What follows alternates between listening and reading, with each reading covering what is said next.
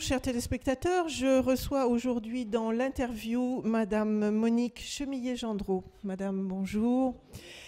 Madame, vous êtes professeure émérite de droit public et de sciences politiques à l'Université Paris 7, membre du comité de parrainage du tribunal Russell sur la Palestine, qui est un tribunal d'opinion sur lequel nous reviendrons dans quelques instants. Vous êtes également une militante pour les droits de l'homme. Vous avez assuré l'encadrement juridique du mouvement des sans-papiers en France à la fin des années 1990. Et enfin, et c'est ce qui fera l'objet de ma première question, j'ai lu dans votre biographie sur Wikipédia que vous vous êtes investi pour les pays du Sud dans leurs différends avec d'autres pays plus puissants.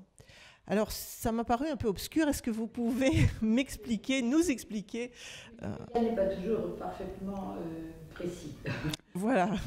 C'est vrai que comme beaucoup de professeurs de droit, et notamment de droit international, car ça a été ma spécialité, j'ai été amenée à participer à des différends internationaux, soit comme conseil de certains gouvernements, soit en plaidant pour eux devant des tribunaux arbitraux ou devant la Cour internationale de justice de la Haye. Alors, c'est vrai que par mes idées, par mes choix politiques du côté du tiers-monde, du côté des pays les plus pauvres, je me suis retrouvée à, par exemple, travailler pour le Vietnam. Alors là, ce n'est pas un conflit qui est venu devant une juridiction internationale parce que la Chine ne le veut pas, mais le conflit qui oppose le Vietnam et la Chine en mer de Chine du Sud, c'est un conflit très important, très difficile, parce que il est question à la fois des ressources halieutiques, de ressources éventuellement gazières et de toute la circulation maritime dans la région. J'ai conseillé le petit gouvernement du Laos dans les conflits frontaliers avec la Thaïlande. Il y a plus longtemps que ça, j'ai travaillé pendant des années avec la Guinée-Bissau, petit pays qui, après son indépendance, a voulu tracer ses frontières maritimes et préciser ses frontières terrestres avec ses voisins, notamment avec la Guinée-Conakry d'abord et avec le Sénégal ensuite. Là, c'était des procédures très longues, très difficiles, très décevantes, parce que le résultat n'a pas été à la hauteur des espoirs. Vous savez, le droit n'est pas toujours l'arme des faibles. Les faibles l'utilisent comme une arme, mais les forts savent investir non seulement le rapport de force brute, mais ils savent investir également les procédures judiciaires. Et donc, ce que j'en ai retiré, et là actuellement, je travaille pour la Bolivie dans un conflit qui oppose le Chili, j'ai beaucoup travaillé pour la Palestine aussi. Dans tous ces différends, ce que j'ai retenu et qui est très difficile à vivre et même à expliquer, c'est que nous avons un droit international qui s'est imposé comme un droit universel, qui veut l'être, qui prétend l'être, qui a été pensé et conçu en Occident, notamment en Europe, puis ensuite en Europe et en Amérique, par les Occidentaux, à partir de leurs pensées, à partir de leurs concepts juridiques, et qu'on impose maintenant à tous les pays du monde. C'est le droit international dès lors qu'ils sont entrés aux Nations Unies, que ces peuples sont devenus des États souverains, ils sont censés appliquer le droit international entre eux. Or, ce droit international, ils ne se le sont pas réappropriés. C'est-à-dire que ce sont des concepts peu compréhensibles. Et alors, on ne se comprend pas, et c'est comme ça d'ailleurs qu'ils se font avoir pour parler de manière familière. Notamment, je suis en train de lire actuellement un excellent livre qui a été fait par les chercheurs de l'Institut d'études avancées de Nantes, dans lequel on explique, ça s'appelle le tour du monde des concepts.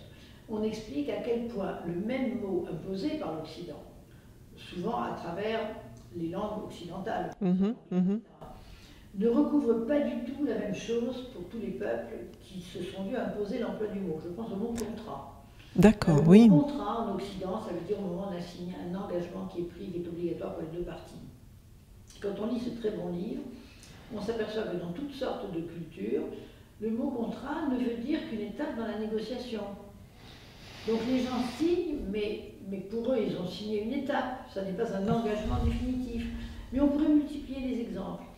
Et donc, la difficulté du monde d'aujourd'hui, c'est que la mondialisation par le commerce, les échanges, les investissements, les médias, est allée plus vite que l'uniformisation culturelle, qui d'ailleurs n'est pas souhaitable. Donc on a un monde divers, très divers, avec de grandes profondeurs de différence, et on a un marché mondial, un droit mondial, qui prétend s'imposer, notamment je pense aux investissements. Il y a maintenant un tribunal arbitral à Washington qui a été créé par la Banque mondiale pour régler les conflits en matière d'investissement. Et les petits États sont perdants dans ce genre de procédure, pour toutes sortes de raisons. Pas toujours perdants, mais très souvent perdants.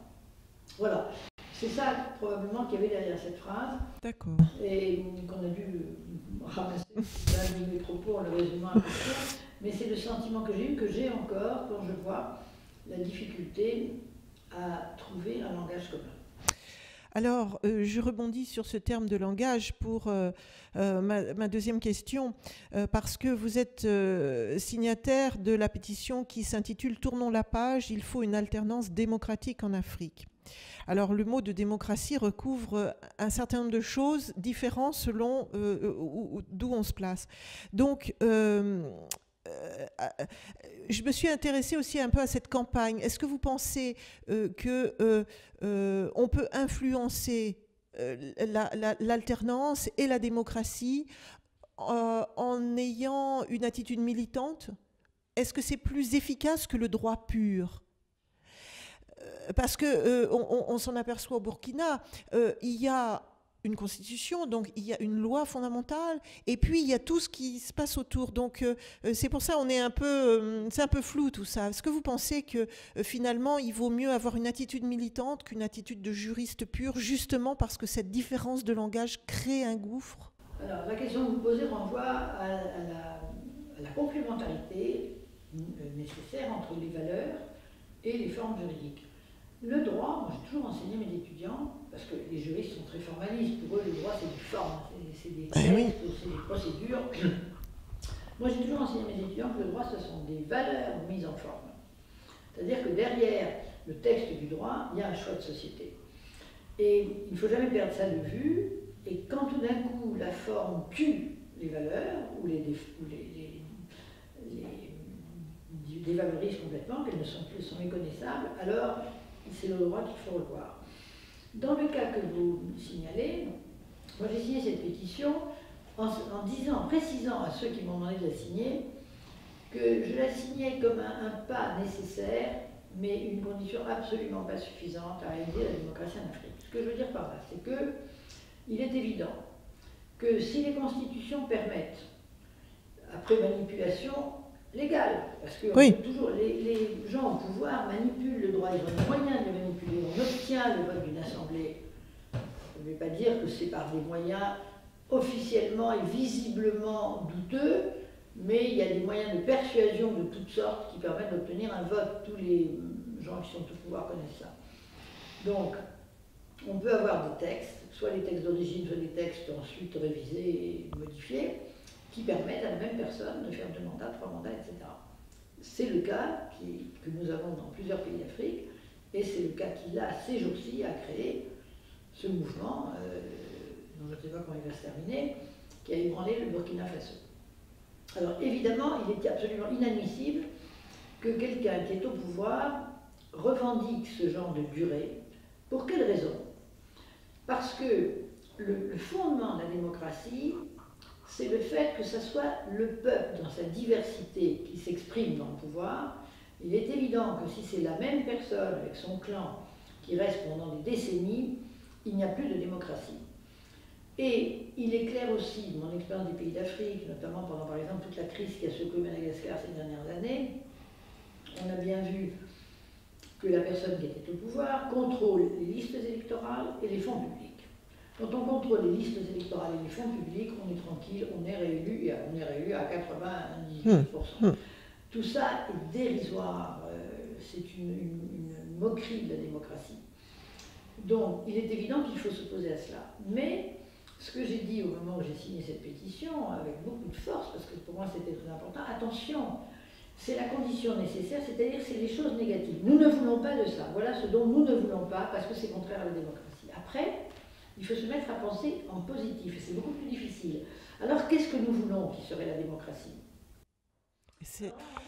C'est là où il y a un problème de sémantique. Voilà, c'est là où il y a un problème de sémantique, parce que la démocratie en Occident, apparaît, c'est pas forcément vrai dans les dessous politiques, mais elle apparaît comme étant la chose universelle de tout le groupe national.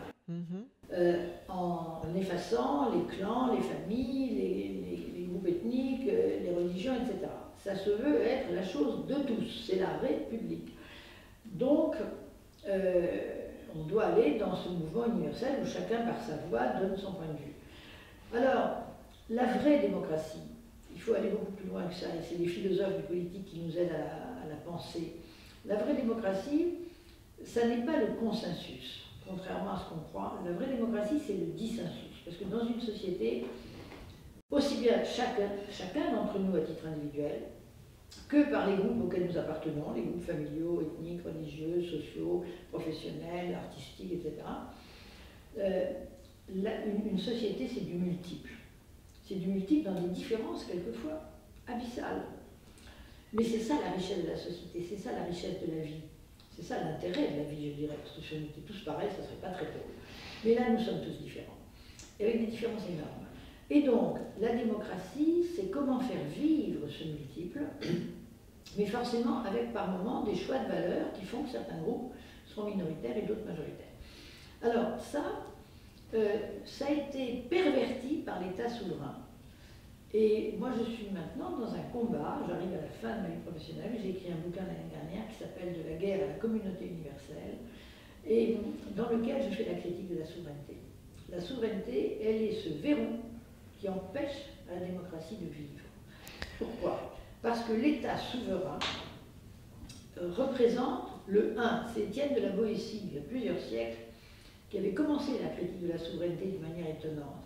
Il disait c'est le 1 avec un U majuscule. C'est-à-dire que nous nous reconnaissons tous dans cette unité-là.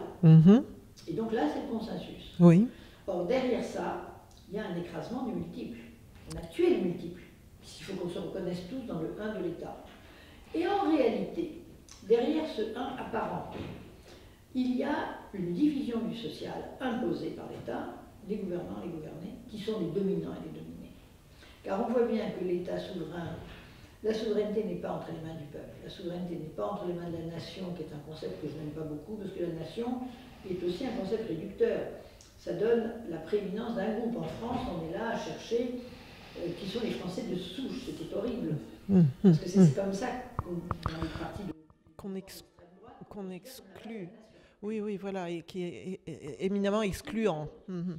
Regardez ce que ça donnait en Côte d'Ivoire. Tout à fait, tout à fait. Donc, moi je n'aime pas cette histoire de souveraineté nationale du tout.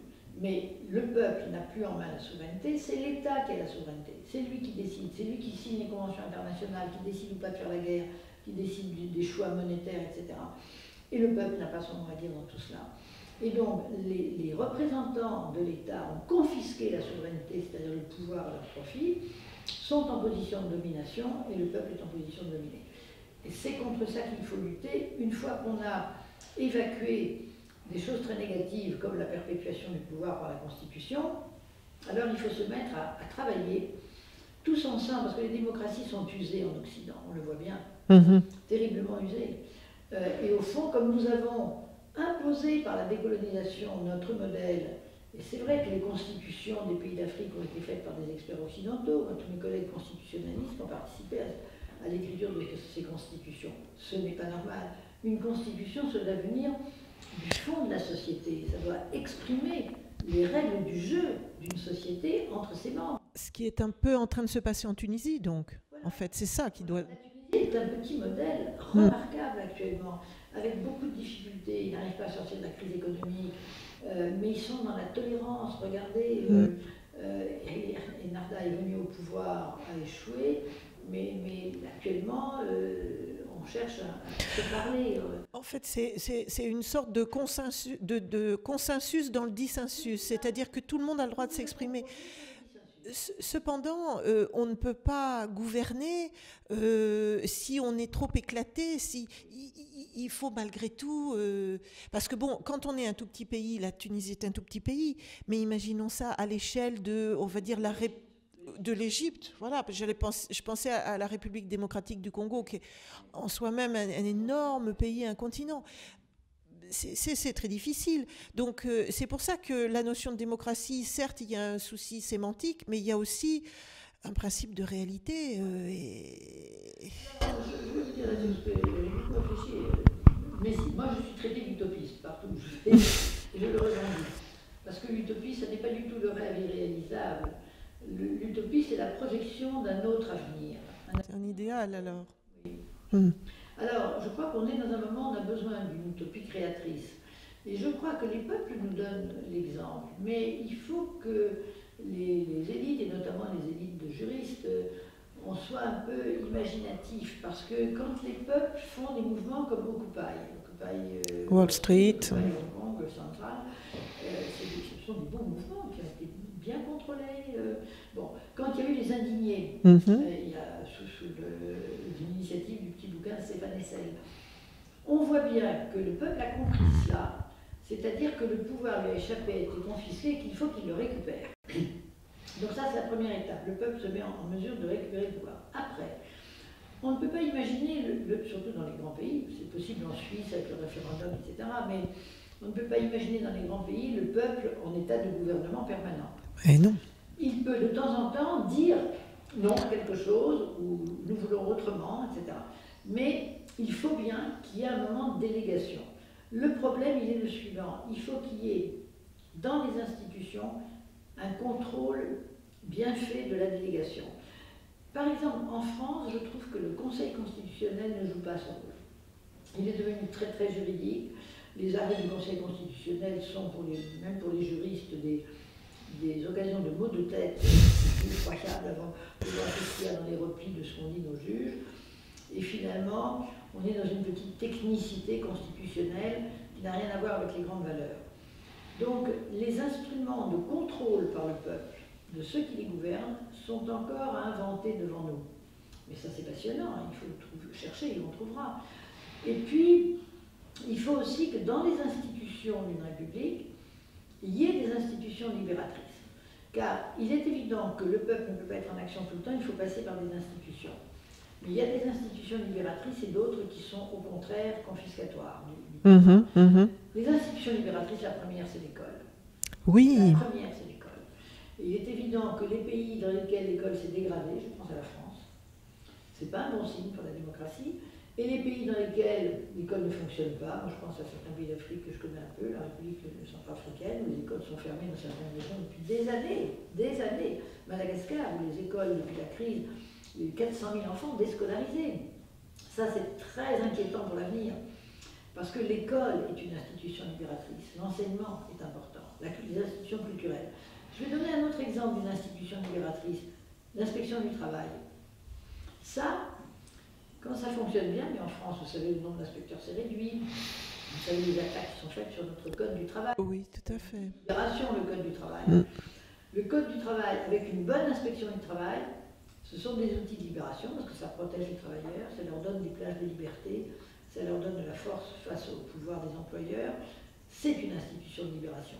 Donc voilà, une fois que le peuple s'est mis en marche, comme au Burkina Faso, après, c'est là qu'il faut être très vigilant et plein d'idées. Parce qu'il faut proposer des moyens de délégation, on ne peut pas rester avec le pouvoir dans la rue, moyens de délégation et ensuite moyens de contrôle du peuple à travers des institutions de liberté. Donc en fait, on pourrait considérer que le Ghana, par exemple, est un peu un modèle, parce que finalement les institutions sont suffisamment fortes pour proposer une alternance, et on a une oscillation. Et je pense même au cas du Nigeria, qui est un pays par ailleurs tellement décrié. Finalement, ils sont arrivés, après des décennies de dictature militaire, à un modèle qui, bon an, mal an, fonctionne. Mais alors, est-ce que ce type d'alternance pourrait être, codifié par un droit? Ou bien alors, est-ce que là, ça deviendrait confiscatoire? Ce que vous dites m'inspire une première remarque, c'est que le Ghana et le Nigeria sont anciennes colonies britanniques. Et qu'il n'y a pas eu le même héritage constitutionnel, politique, etc., des colonies britanniques et des colonies françaises. Et que je regrette que notre pays, qui se targue tellement avec tant de vanité d'être le pays des droits d'homme, etc., soit en réalité si discutable sur le plan de ses institutions et du transfert qu'il a fait de ces institutions à beaucoup de pays d'Afrique. Je ne crois pas qu'on puisse codifier ça, mais il y a des choses qu'on peut faire.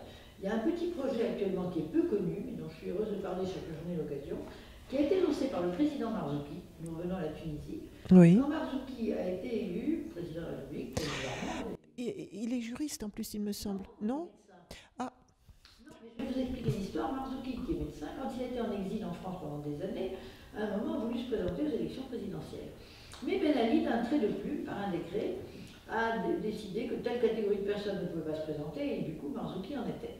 Marzouki, froissé par cela, s'est dit mais il y a des principes, il y a une déclaration universelle des droits de l'homme, des pactes internationaux, il est allé regarder tout cela, il a demandé à des juristes qui lui ont dit mais oui, par exemple dans les pactes internationaux sur les droits de l'homme, signés par pratiquement tous les pays, notamment la Tunisie, il est dit que toute personne a le droit de se présenter aux fonctions publiques de son pays. Alors Marzouki a dit pourquoi moi j'ai pas pu. Et une fois président, il s'est dit tous les États signent ces textes. Et ils n'en ont rien à faire ensuite. Alors, complètement égal, ils ne savent même pas ce qu'il y a dedans, ils ne les relisent jamais, ils ne veulent pas le savoir. Il nous manque un organe de contrôle. Et il a l'idée, et il nous a fait travailler, un petit groupe de juristes là-dessus, de faire créer par les Nations Unies une Cour constitutionnelle internationale qui aurait pour fonction de contrôler les constitutions des États et leurs pratiques électorales par rapport à leurs engagements internationaux. Car ça suffit la mauvaise foi, ça suffit la mauvaise foi. Les États ne peuvent pas signer ces textes dans lesquels il y a la laïcité, il y a la liberté de conscience, il y a l'égalité entre les sexes, les races, etc. Il y a les droits de la défense, il y a le droit de se présenter à toutes les fonctions publiques, etc. Il y a tous les droits. Ils sont magnifiques ces textes, ils sont magnifiques. Ils ont été faits après la guerre dans des moments de grande réflexion universelle. Tout le monde les signe. Et personne ne les applique. Et donc voilà, si vous voulez, quelque chose auquel il faudrait, dans ces mouvements populaires actuels qui sont précieux, parce que ça veut dire que ça bouge et que les peuples se réveillent. Et qu'ils ont conscience d'eux-mêmes et prennent leur destin en main. Les États n'accepteront cette Cour constitutionnelle internationale qu'en marchant à reculons. Évidemment. Tout est une perte. Il faut que les peuples imposent cela. Madame Chemillé-Gendreau, nous arrivons à la fin de notre entretien. Je vous remercie beaucoup et j'espère que nous aurons l'occasion de nous revoir pour la suite des questions que toutes vos réflexions nous inspirent. Chers téléspectateurs, merci et on se retrouve pour un prochain numéro de l'interview.